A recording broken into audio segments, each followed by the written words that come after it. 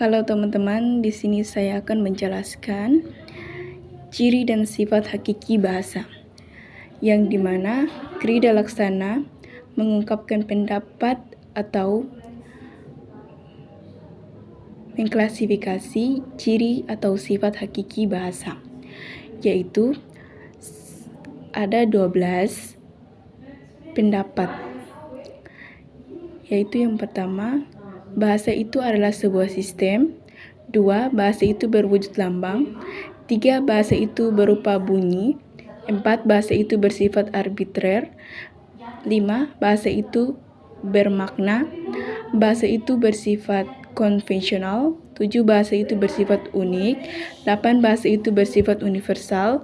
9. Bahasa itu bersifat produktif. 10. Bahasa itu bersifat variasi. 11. Bahasa itu bersifat dinamis. Dan 12. Bahasa itu manusiawi.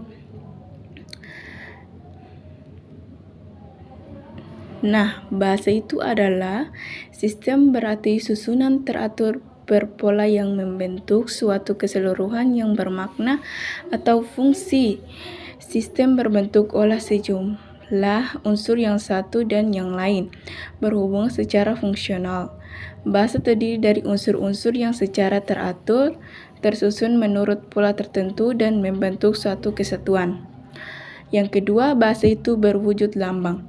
Lambang dengan berbagai seluk-beluknya dikaji orang dalam bidang kajian ilmu semiotika, yaitu ilmu yang mempelajari tanda-tanda yang ada dalam kehidupan manusia. Dalam semiotika dibedakan adanya beberapa tanda, yaitu tanda lambang, simbol, signal, gejala, simptom, gerak isyarat, gestur, kode indeks, dan ikon. Lambang bersifat arbitrer, artinya tidak ada hubungan langsung yang bersifat wajib antara lambang dengan yang lambangkan. 3. Bahasa itu berupa bunyi. Menurut Krida Laksana 1983, bunyi adalah kesana pada pusat saraf sebagai akibat dari getaran gendang telinga yang bereaksi karena perubahan dalam tekanan udara. Bunyi bahasa adalah bunyi yang dihasilkan alat ucap manusia, tetapi juga tidak semua bunyi yang dihasilkan oleh alat ucap manusia termasuk bunyi bahasa. 4. Bahasa itu sebagai arbitrer. Kata arbitrer bisa diartikan sewenang-wenang, berubah-ubah, tidak tetap, mana suka. Yang dimaksud dengan istilah arbitrer itu adalah tidak adanya hubungan wajib antara lambang bahasa yang berwujud bunyi itu dengan konsep atau pengertian yang dimaksud oleh lambang tersebut. Ferdinand de Saussure 1966, buku halaman 67, dalam dikotominya membedakan apa yang dimaksud signifan dan signify.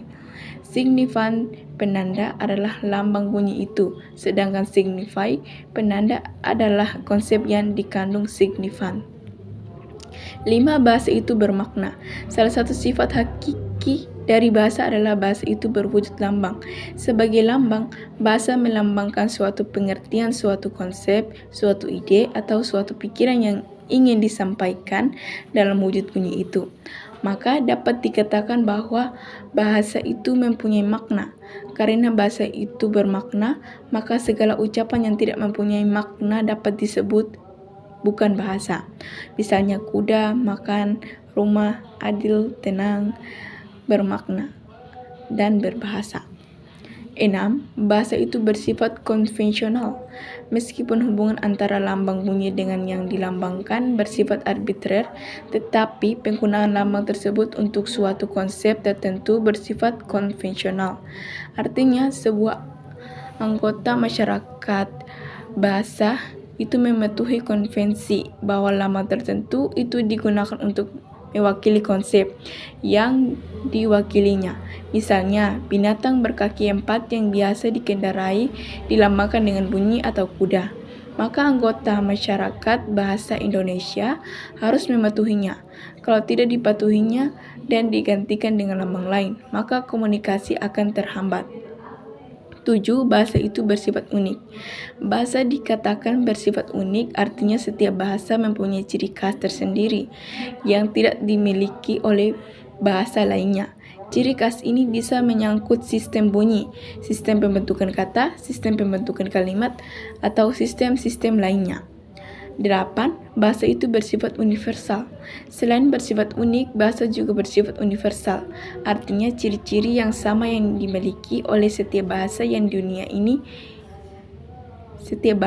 ada di dunia ini. Misalnya, ciri universal bahasa yang paling umum dalam bahwa bahasa itu mempunyai bunyi bahasa yang terdiri dari vokal dan konsonan. 9. Bahasa itu bersifat produktif.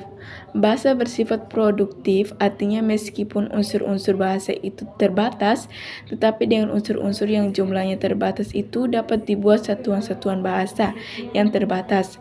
Meski secara relatif sesuai dengan sistem yang berlaku dalam bahasa itu, misalnya kita ambil fonem dalam bahasa Indonesia, seperti A, I, K, dan T. 10. Bahasa itu bervariasi. Anggota masyarakat suatu bahasa biasanya terdiri dari berbagai orang dengan berbagai status sosial dan latar belakang budaya yang tidak sama. Karena perbedaan tersebut, maka bahasa yang digunakan menjadi bervariasi.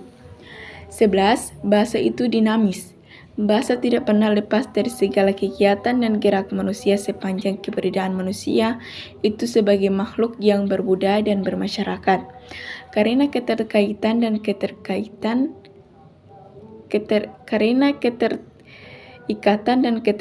bahasa itu dengan manusia, sedangkan dalam kehidupannya di dalam masyarakat, kegiatan manusia itu selalu berubah. Maka bahasa menjadi ikut berubah, menjadi tidak tetap, menjadi dinamis. Perubahan itu dapat berupa pemunculan kata atau istilah baru, peralihan makna sebuah kata, dan perubahan-perubahan lainnya. 12. Bahasa itu manusiawi. Alat komunikasi manusia berbeda dengan binatang. Alat komunikasi binatang bersifat tetap, statis, sedangkan alat komunikasi manusia yaitu bahasa bersifat produktif dan dinamis. Maka bahasa bersifat manusiawi.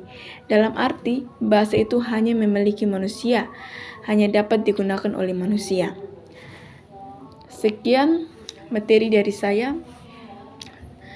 Saya akhiri dengan Assalamualaikum warahmatullahi wabarakatuh. Terima kasih.